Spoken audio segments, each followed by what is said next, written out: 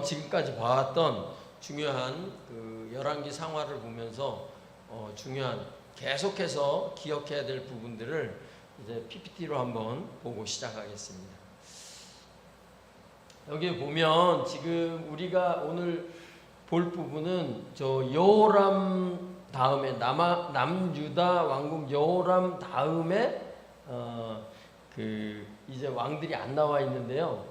그 뒷부분을 우리가 이제 이야기할 거고, 그 다음에 북왕국 이스라엘 부분도 아마 하게 될 겁니다. 그 지금 이제 10장까지는 그 오므리 왕조에서 예후 왕조로 넘어온 그때 상황이었고, 그 다음에 좀 넘겨주시면, 다음 거를 넘겨주시면 그 밑에 이제 여호람 다음에 아하시아, 그 다음에 아달랴 이야기가 나옵니다.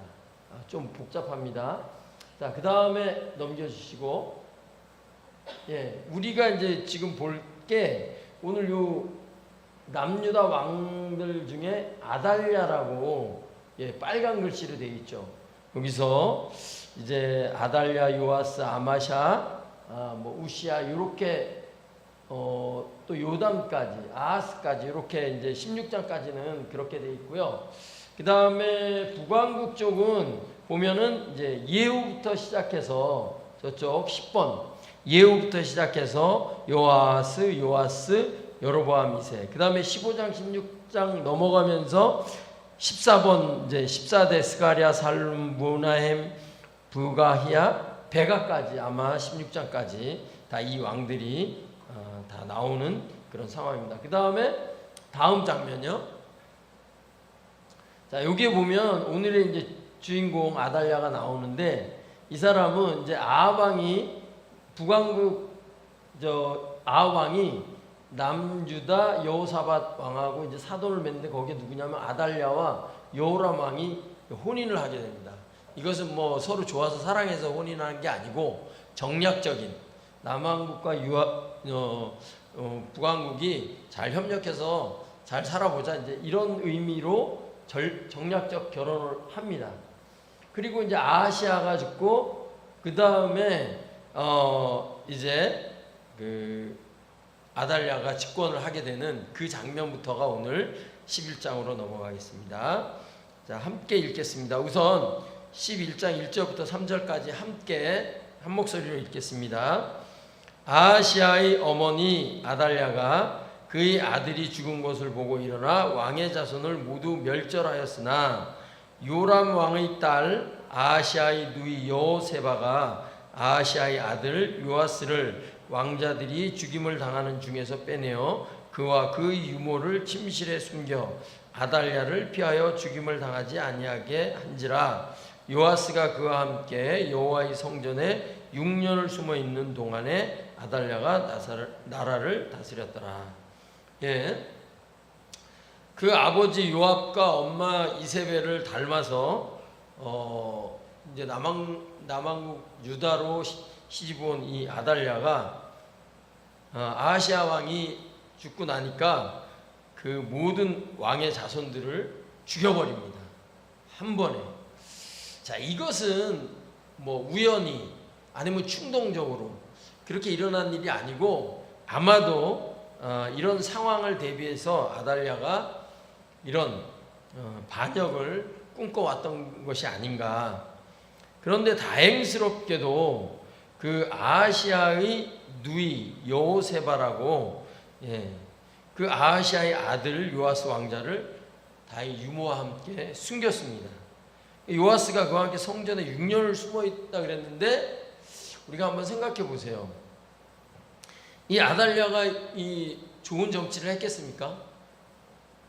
기본적으로 반역을 했고, 그 다음에 하나님 보시기에 좋은 사람이 아니었는데 좋은 정치를 했겠습니까? 그리고 모든 왕자들을 다 죽였는데, 이제 그 요아스 왕자를 찾았는지 못 찾았는지 모르겠어요. 하여간 오랫동안 샅샅이 뒤졌겠죠. 그런데 6년 동안 숨어 지냈어요. 그러면은 이 유모와 이 요아스를 돕는 사람들이 있었긴 하겠지만, 혹시라도 누군가 밀고를 한다든가, 혹시 잘못해서 발각이 되면 어떻게 되겠습니까? 아주 위태위태한 6년을 보낸 거죠. 그런데 여기서 우리가 하나 알 수 있는 것은 하나님께서 이들을 지키셨다라고 하는 것을 우리 나중에 알 수가 있습니다. 하나님이 지키지 아니하면 이렇게 유지되기가 힘듭니다. 왜 하나님은 지키셨을까요? 왜?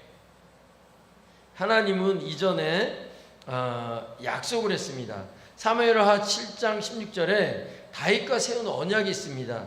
내 왕위가 영원히 견고하리라 약속을 해주셨어요. 만약에 요아스까지 죽여버리면 다윗의 이 왕족의 이 이어짐이 여기서 끊어집니다. 여기서 끊어지면 어떻게 돼요? 뭐 끊어지면 끊어진가 보다 이렇게 생각하시는 분도 있지만 여기서 끊어지면은 하나님의 약속이 예수 그리스도에까지 안 이루어집니다. 언약이 안 이루어져요. 여기서 끊어지면 나중에 예수님이 다윗 왕가의 그 혈통으로 오신다고 한 그 약속이 하나님의 언약이 허망스럽게 없어지는 겁니다. 그러니까 하나님은 이 요아스를 지켜주시는 겁니다. 하나님이 약속했기 때문에. 자, 그때 이제 하나님께서 중요한 인물들을 세워놓으셨죠. 그 인물들의 역할을 한번 보겠습니다. 4절부터 12절까지 한 절씩 교독하겠습니다. 일곱째 해에 여호야다가 사람을 보내 가리 사람의 백부장들과 호위병의 백부장들을 불러 데리고 여호와의 성전으로 들어가서 그들과 언약을 맺고 그들에게 여호와의 성전에서 맹세하게 한 후에 왕자를 그들에게 보이고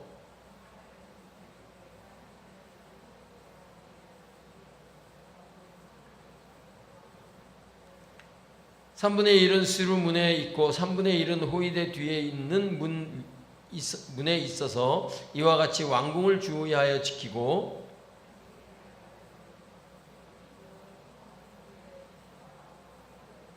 너희는 각각 손에 무기를 잡고 왕을 호위하며 너희 대열을 침범하는 모든 자를 죽이고 왕이 출입할 때에 시위할지니라 하니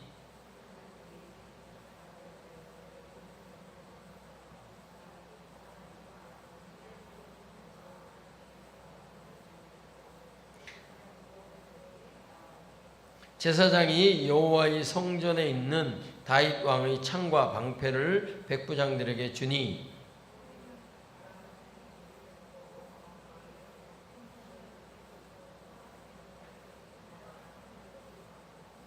여호야다가 왕자를 인도하여 내어 왕관을 씌우며 율법책을 주고 기름을 부어 왕으로 삼음에 무리가 박수하며 왕의 만세를 부르니라. 예, 여기서도 보면 하나님께서 준비한 인물이 있습니다. 대제사장 여호야다. 이 여호야다를 통해서 이게 뭐 또 뭐 여기 보면 일곱째 되던 해 요아스가 이제 일곱째 되던 해 7살 되던 해에 여호야다가 이제 사람들을 모으고 그 다음에 그들과 언약을 맺고 그들과 약속을 하고 왕을 세우기로 하고 다 여기저기 왕궁에서 성전으로 오는 그 길목마다 다 지키게 하고 그러면서 이제 요아스에게 기름을 부어 왕으로 세웁니다. 자, 이 일이 하루 이틀에 됐겠습니까? 때를 기다렸겠죠. 굉장히 요아스가 생명을 유지할 수 있도록 잘 돕고 그 다음에 이 정확한 7살 되는 그 해를 맞춰서 그 전부터 준비를 했겠죠. 그리고 그 날에 딱 이렇게 실행을 한 겁니다. 이 제사장이 이런 일을 하지 않았더라면 예, 하나님께서는 그 필요한 때를 위해서 준비한 그 인물들이 있다는 것입니다. 자, 아달랴의 최후가 어떻게 되는지 한번 보겠습니다. 13절부터 16절까지 보겠습니다. 교독하겠습니다. 아달랴가 호위병과 백성의 소리를 듣고 여호와의 성전에 들어가 백성에게 이르러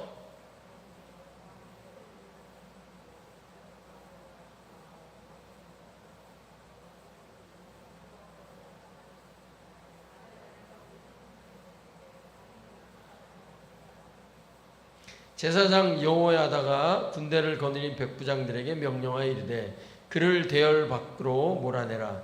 그를 따르는 자는 모두 칼로 죽이라 하니 제사장의 이 말은 여호와의 성전에서 그를 죽이지 말라 함이라.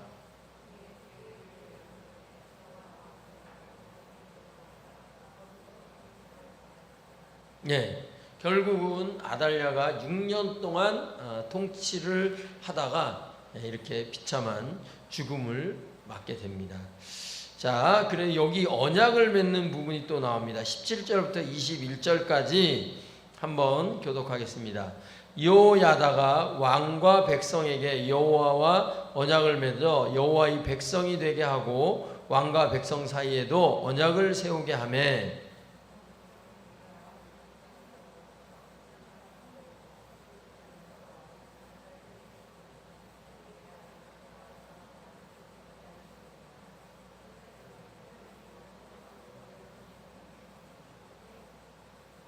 또 백부장들과 가리 사람과 호위병과 온 백성을 거느리고 왕을 인도하여 여호와의 성전에서 내려와 호위병의 문길을 통하여 왕궁에 이르매 그가 왕의 왕자에 앉으니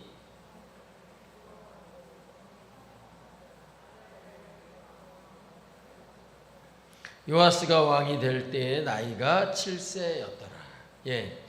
자, 이제 왕을 세운 다음에 야다는 왕과 백성에게 여호와의 언약을 맺어서 여호와의 백성이 되게 하고 왕과 백성 사이에도 언약을 세우게 하며, 근데 이 언약이라는 게 새로운 언약이겠습니까? 아닙니다.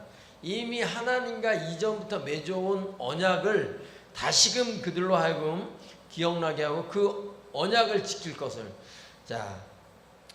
기억하게 하는 거죠. 그런데 중요한 것은 왜 이런 과정이 필요한가? 왜 이 언약을 다시금 맺게 하고 이런 과정이 필요합니까? 이전에 선왕들과 또 아달랴가 하나님과 맺은 이 언약 관계, 이런 것들을 깨어버리고 지금까지 지내왔고 또 우상을 섬기는 이런 일들에 대해서 더 부추기고 있었기 때문에 여기서 어떤 한 획을 그어야 돼요. 우리가 하나님의 백성이다. 자, 우리가 창세기부터 읽기 시작해서 쭉 내려온 이 중요한 대전제가 있습니다. 하나님은 아브라함과 이삭과 야곱을 왜 그들에게 언약을 세워서 그들을, 그 민족을 세우려고 했습니까? 그 언약의 핵심은 뭡니까? 이스라엘 백성이 온 세상에 대제사장 나라가 되어서 온 세상에 하나님에 대해서 알려주고 전파하고 이러한 역할을 하도록 이 선택받은 민족이었습니다. 그것을 위해서 하나님이 축복해주고 이 다윗 왕가를 계속 이어오게 했던 그 위에 선조들부터 쭉 내려왔던 이 하나님의 커다란 비전, 꿈, 계획이 있었는데 이것들을 여태까지 다윗 왕 이후에 그 후손들이 계속 하나님 앞에 범죄를 하면서 지금까지 지내온 거죠. 그래서 여호야다가 이때 선을 그어야 될 필요가 있었어요. 하나님과 언약을 맺은 그 부분에 대해서 다시금 약속하는 그런 시간을 갖습니다. 자, 이스라엘 백성들은 기억해야 됩니다. 하나님이 왜 그들을 선택했는지. 예, 그 열왕기 시대를 지나오면서 많은 왕들이 이것을 잊어버려요. 자, 그러면서 11장 20절에 보면 온 백성이 즐거워하고 온 성이 평온하더라. 이 뭔 얘기입니까? 아달랴의 그 정치가 백성들을 매우 힘들게 했다는 것을 알 수가 있습니다. 그 반전의 이야기죠. 예. 온 백성이 즐거워하고 온 성이 평안하더라. 그것으로 알 수가 있습니다. 자, 요아스에 대한 평가가 어떻게 되는지 한번 보겠습니다. 딱 짧은 절이지만, 자, 1절, 12장 1절, 2절, 3절 함께 읽겠습니다. 예후의 제7년에 요아스가 왕이 되어 예루살렘에서 40년간 통치하니라.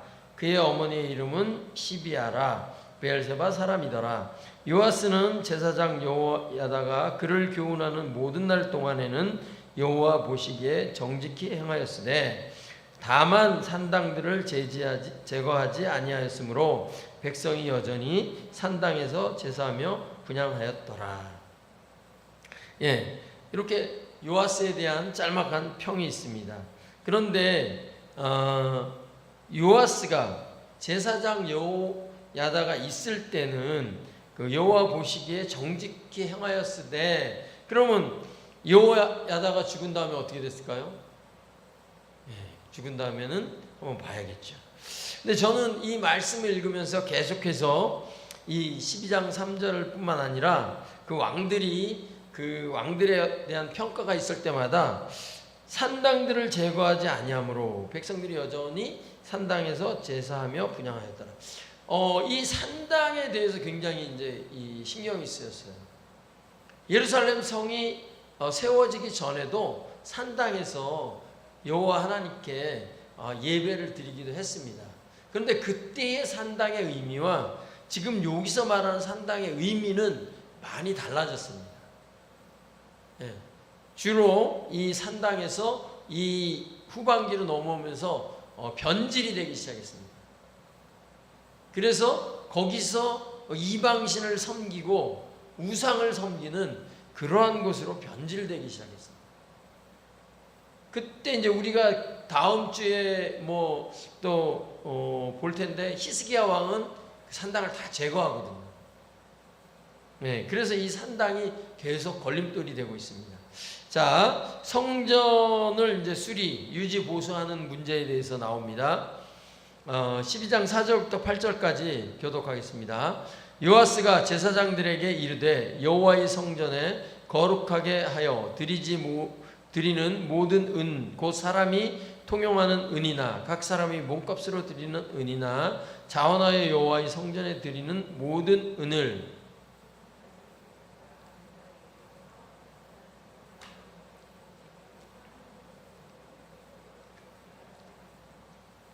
요아스 왕 제23년에 이르도록 제사장들이 성전이 파손한 데를 수리하지 아니하였는지라.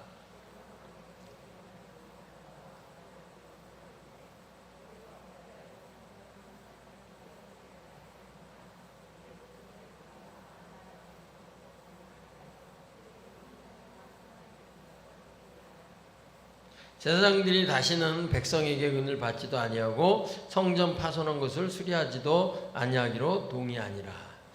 예, 성전이 지어진 지 굉장히 오래됐습니다. 그러면 뭐 오래된 건물이니까 낡고 고쳐야 될 것도 많겠죠. 그래서 이제 요아스가 그것을 요청합니다. 제사장들에게.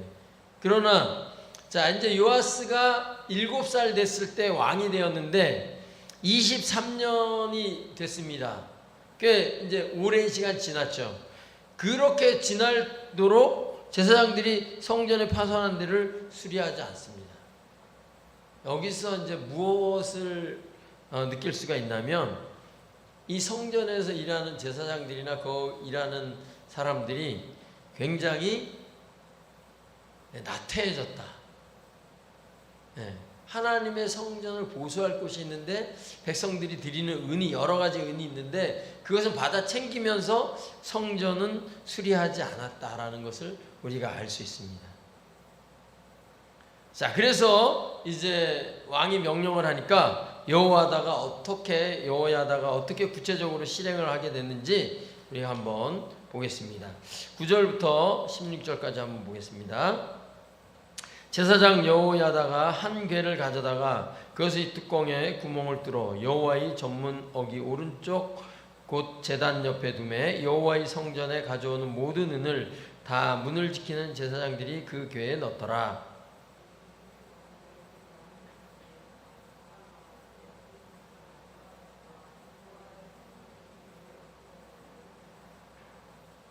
그 달아본 은을 일하는 자 곧 여호와의 성전 맡은 자의 손에 넘기면 그들이 또 여호와의 성전을 수리하는 목수와 건축하는 자들에게 주고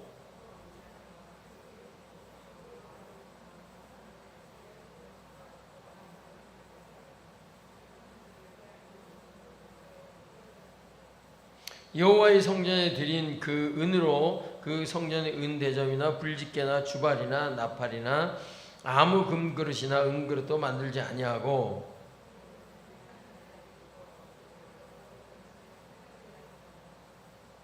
또 그 은을 받아 일꾼에게 주는 사람들과 회개하지 아니하였으니 이는 그들이 성실히 일을 하였음이라.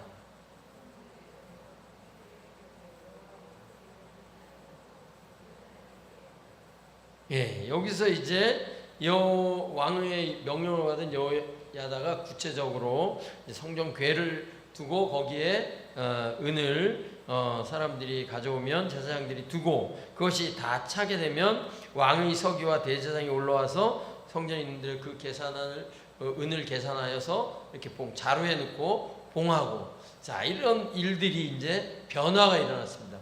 무언가 새로운 개혁들이 일어나게 되고, 그 다음에 이제 그 일하는 일꾼들이 열심히 일하고 그들에게 그 일한 대가를 주고 그 사람들과 회개하지 아니하였다 그랬는데, 왜? 투명하게 일을 하니까 또 따로 정산할 필요가 없습니다. 그들이 일한 만큼 더 성실히 일하고 그만큼의 대가를 치르고 하는 일들이 이제 제대로 일어나고 있습니다. 그 중간에 13절에 보면 여호와의 성전에 드린 그 은으로 성전의 은대접이나 불집게나 주발이나 나팔이나 아무 금그릇이나 은그릇도 만들지 아니하고, 자, 이것은 거기에 쓰지 않았다는 게 아니고 우선 이 성전을 보수할 때까지는 우선 거기에 먼저 썼고, 나중에 이것이 다 보수가 된 이후에 이 은들을 성전에 있는 그런 기구들을 위해서 썼던 것을 역대기에서 우리가 확인할 수가 있습니다.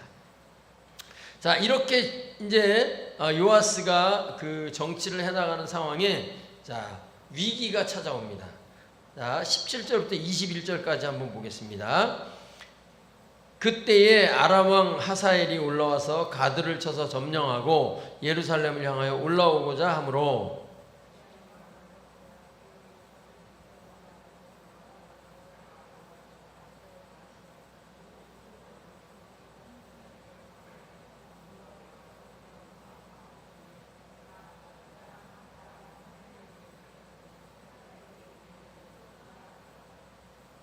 요아스의 남은 사적과 그가 행한 모든 일은 유다 왕 역대 지략에 기록되지 아니하였느냐?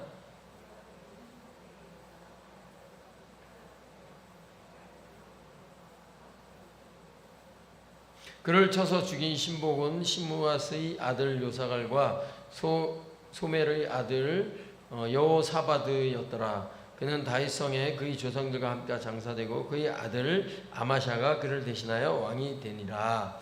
예, 여기서 지도 하나만 보여주십시오. 맨 끝에요. 예. 자, 이게 아람은 저 맨 위쪽입니다.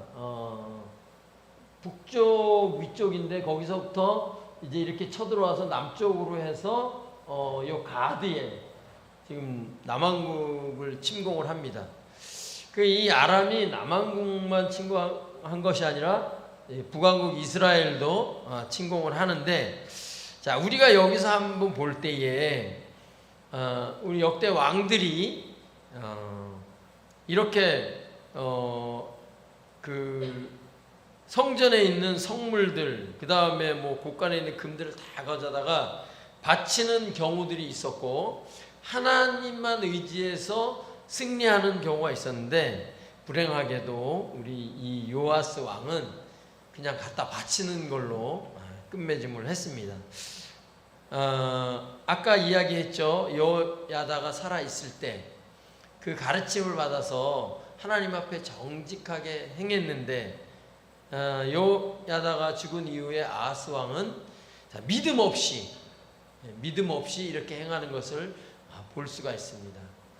그래서 여호야다가 이 아하스 왕을 제대로 교육을 했다면 이러지 않았을 건데, 그냥 원래 요아스 왕이 별로 믿음이 없는데 여호야다의 그 지도만 받고 말았구나, 이런 것을 좀 느끼면서 안타까움을 느꼈습니다. 예, 13장을 보면 이제 카메라 렌즈가 남왕국 유다 땅에서 북왕국 쪽으로 이제 옮겨집니다. 예. 북왕국 이스라엘이 위기를 맞이하게 됩니다. 자, 1절부터 13절까지 함께 읽겠습니다. 제가 한 절 읽고 교독하겠습니다. 유다의 왕 아하시아의 아들 요아스의 제23년에 예후의 아들 요아스가 사마리아에서 이스라엘 왕이 되어 17년간 다스리며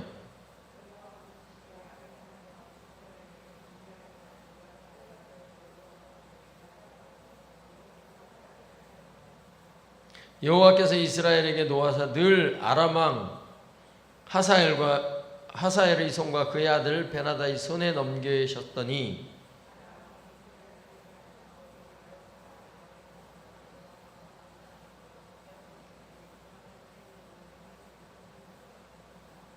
여호와께서 이에 구원자를 이스라엘에게 주심에 이스라엘 자손이 아람 사람의 손에서 벗어나 전과 같이 자기 장막에 거하였으나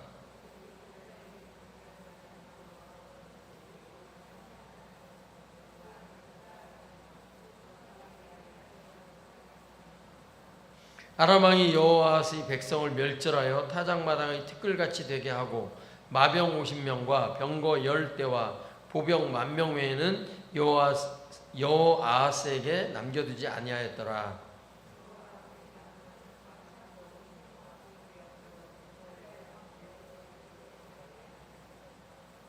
여호아스가 그의 조상들과 함께 잠에 사마리아에 장사되고 그 아들 요아스가 대신하여 왕이 되니라.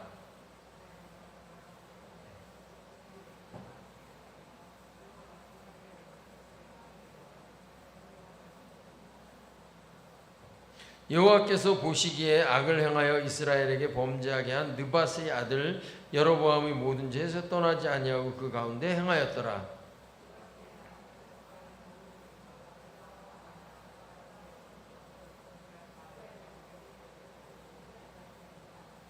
요아스가 그의 조상들과 함께 잠에 이스라엘 왕들과 함께 사마리아에 장사되고 여로보암이 그 자리에 앉으니라. 예, 여기에서 보면은 이제 이 남왕국을 침공했던 아람이 또 북왕국을 침공합니다. 그때 보면은 이제 좀 헷갈릴 수가 있어요. 유다 왕이 요아스인데 또 북왕국 이스라엘 왕도 요아스가 되는 그런 상황이 겹쳐집니다. 근데 참 가슴이 아팠던 것은 13장 2절에 보면 여호와 보시기에 악을 행하여 이스라엘에게 범죄하게 한 느밧의 아들 여로보암의 죄를 따라가고 거기서 떠나지 아니하였으며 또 6절에 보면 그들이 이스라엘에게 범죄하게 한 여로보암의 집이 죄에서 떠나지 아니하고 그 안에서 따라 행하며 또 사마리아의 아세라 목상을 그냥 두었더라. 또 11절에 여호와께서 보시기에 악을 행하여 이스라엘에게 범죄하게 한 느밧의 아들 여로보암 모든 죄에서 떠나지 아니하고 그 가운데 행하였더라. 1절부터 13절 사이에 이 반복되는 이 구절이 세 구절이나 있어요. 얼마만큼 하나님 앞에서 이 북왕국 이스라엘이 범죄를 했는지 그런 상황이 나옵니다. 그럼에도 불구하고 놀라운 일이 있습니다. 이렇게 죄를 범하는데 하나님의 백성인지라 죄인임에도 불구하고 4절에 한번 볼까요? 4절에 한번 읽어보겠습니다. 같이. 아람 왕이 이스라엘을 학대함으로 요아스가 여호와께 간구하며 여호와께서 들으셨으니 이는 그들이 학대받음을 보셨습니다. 이렇게 죄악을 지음에도 불구하고 여호와께 간구하니 여호와께서 들으셨더라. 하나님의 놀라운 은혜예요. 우리가 사는 것도 이 은혜예요. 우리가 늘 거룩하게 살려고 애쓰고 노력하지만 인간성 자체가 늘 죄에 가깝고 죄에 빠지기 쉽고 유혹에 빠지기 쉬운 그런 존재들이에요. 그리고 우리가 사는 환경이 우리를 그렇게 거룩하게 내버려 두지 않습니다. 마치 이스라엘 백성들이 그런 환경에 놓여 있어서 하나님이 이렇게 13절 사이에 세 구절이나 똑같은 기록을 하게끔 할 수밖에 없는 그런 죄악 속에 갇혀져 있는 우리지만 여호와께 간구하매 여호와께서 들으셨습니다. 이 은혜가 아니면 우리가 살 수가 없습니다. 이 은혜가 아니면 우리가 죄인이라도 하나님 앞에 간구하면 하나님이 들어주십니다. 이 은혜로 살아가는 겁니다. 자, 그 다음에 그 유명한 엘리사가 죽는 장면이 나옵니다. 13절부터 25절까지 보겠습니다. 엘리사가 죽을 병이 들매 이스라엘의 왕 요아스가 그에게로 내려와 자기의 얼굴에 눈물을 흘리며 이르되 내 아버지여 내 아버지여 이스라엘의 병거와 마병이여 하매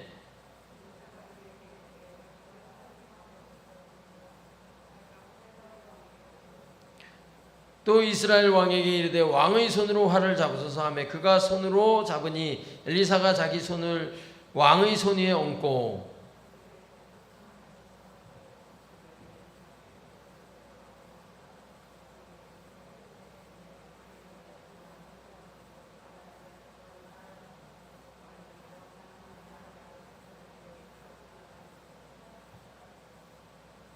또 이르되 화살들을 집으소서 곧 집음에 엘리사가 또 이스라엘 왕에게 이르되 땅을 치소서 하는지라 이에 3번 치고 그친지라.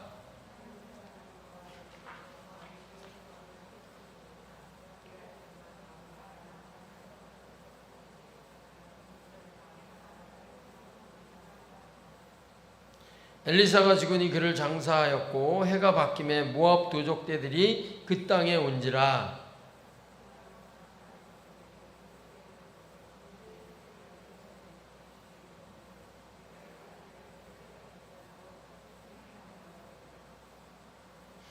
여호아스 왕의 시대에 아람 왕 하사엘이 항상 이스라엘을 학대하였으나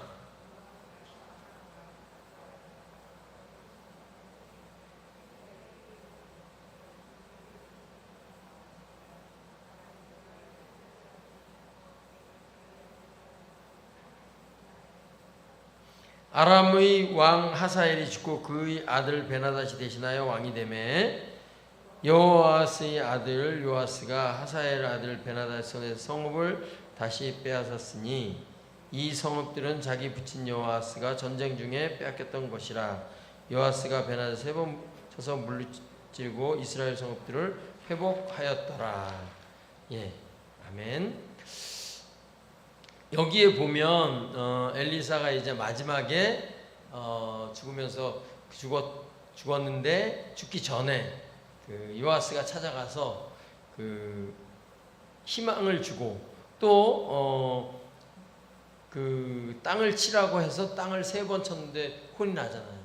그러면 몇 번 칠까요? 이렇게 물어봐야 되는데 안 물어보고 그냥 3번만 자기 마음대로 쳤는데 그래서 3번까지만 그 아람을 쳐 부술 수 있는 그런 기회를 얻었고, 근데 여기서 핵심 중요한 것은 13장 23절입니다. 13장 23절 한 번 더 같이 읽겠습니다. 여호와께서 아브라함과 이삭과 야곱과 더불어 세우신 언약 때문에 이스라엘에게 은혜를 베풀며 그들을 불쌍히 여기시며 돌보사 멸하기를 즐겨하지 아니하시고 이때까지 자기 앞에서 쫓아내지 아니하셨더라. 예. 우리가 한번 지도를 한번 그 PPT를 한번 보여주시기 바랍니다. 처음부터요. 뒤로요. 제일 처음 거. 여기에 보면 지금 우리가 열왕기의 기록만, 열왕들의 기록만 간단하게 적혀 있기 때문에 이 시대 상황이 굉장히 암울하고, 그 다음에 하나님 앞에 죄를 범죄했는데 그때마다 어떤 사람들이 등장하냐면 저기 보면 엘리야, 엘리사, 호세야, 아모스, 요나, 요엘, 요바다, 이런 선지자들이 활동하던 시기가 바로 이 시대입니다. 우리가 따로 읽어서 그렇지 이것을 같이 읽어줘야 됩니다. 이런 상황에서 그 선지자들은 도대체 무엇을 얘기했고 하나님의 뜻을 어떻게 전달했는지, 이걸 따로 띄어서 이제 열 왕들의 기록만 이렇게 우리가 보니까 왕들이 뭐 했고 어떠했고 이런 것만 나오는데 그 중간중간에 이런 선지자들이 하나님의 말씀을 계속해서 이야기하는 그런 상황입니다. 핵심은 그거죠. 회개하고 돌아오라는 얘기예요. 너희가 계속 이렇게 나가면 하나님의 진노를 받고 너희가 고통을 당하고, 그러나 회개하면 돌이키면, 그런 이야기들을 끊임없이 선지자들이 이야기를 하고 있습니다. 자, 이제 14장, 15장, 16장을 잠깐 요약하면요. 자, 14장에는 남왕국 유다왕 아마샤 시대가 이제 도래하고, 아마샤에 대한 하나님의 평가는 어땠을까요? 좋았을까요? 나빴을까요? 그리고 남왕국 아마샤 왕과 북왕국 요아스는 어느 지역에서 만나서 싸우게 됩니다. 싸움의 결과는 누가 이겼을까요? 궁금하시면 14장을 읽으시면 됩니다. 자, 북왕국 이스라엘 왕 15장은 북왕국 이스라엘 왕 여로보암 2세 27년에 남왕국 유다에는 누가 왕이 되었을까요? 사실 이제 엘리사의 요아스 보고 3번 치라고 해서 그 주변 국가를 이제 3번 침략해서 성공을 하고, 여로보암 2세 때에는 그나마 좀 강성해지는 그런 시대가 옵니다. 자, 그때의 남왕국 유다 왕은 누가 되었을까요? 그는 어떤 병에 걸리게 되었을까요? 궁금하죠? 궁금하면 꼭 보셔야 됩니다. 15장을. 이때 북왕국 이스라엘에 혼란이 일어납니다. 엄청난 혼란이 일어납니다. 그것은 무엇일까요? 궁금하면 15장을 보셔야 됩니다. 자, 16장에는 남왕국 왕 아하스가 하나님 대신 아스루 왕을 의지하면서 어떤 일이 발생했는지 또 나옵니다. 16장을 한번 잘 보시기 바랍니다.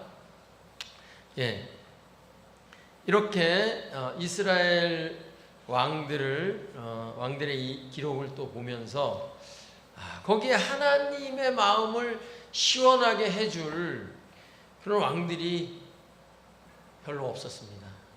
열왕기 하 11장부터 16장 사이에 정말 하나님이 기뻐하실 만한 이스라엘의 지도자가 없었던 겁니다. 너무나 안타깝지 않습니까?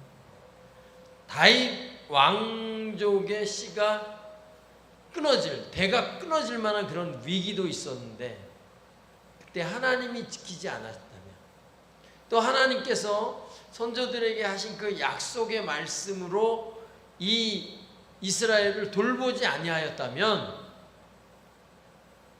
벌써 그 나라들은 패망했을 텐데, 하나님이 참는 그 언약의 말씀이 있었기 때문에 참는 그 하나님의 모습을 볼 수가 있습니다. 혹시는 우리의 개인적인 삶이나 우리 또 동신교회의 우리의 어떤 모습들이 하나님 보시기에는 어떠한지, 만약에 누군가가 우리의 역사를 성경책에 기록하듯이 나 개인은 어떠했고 동신교회는 어떠했다라고 한 줄을 쓴다면 도대체 어떤 말이 쓰여질까요? 이 말이 참, 저는 이 성경 말씀을 보면서 하나님이 안타까워하는 모습을 정말 느낄 수가 있었어요. 아마 이것은 우리가 다른 선지자들의 책을 보면은 충분히 더 동감할 수 있을 거예요. 이거는 참 하나님의 은혜가 아니면 정말 살아갈 수가 없는 그러한 과거의 역사고 현재 우리도 그렇다, 그렇게 생각을 합니다. 우리 이 시간 함께 기도하겠습니다. 하나님, 우리가 죄악 가운데 있습니다. 하나님의 은혜가 아니면 살아갈 수가 없습니다. 하나님의 지켜보호하시겠다는 그 언약의 말씀이 아니면 우리가 살아갈 수가 없습니다. 죄악된 이스라엘을 용서하시고 참아주시고 하신 그 하나님이 오늘 우리에게도 나와 우리 동신교회를 하나님 지켜보시며 인내하시는 줄로 압니다. 우리가 더욱한 하나님의 은혜를 감사하며 지낼 수 있도록 이것을 위해서 기도하고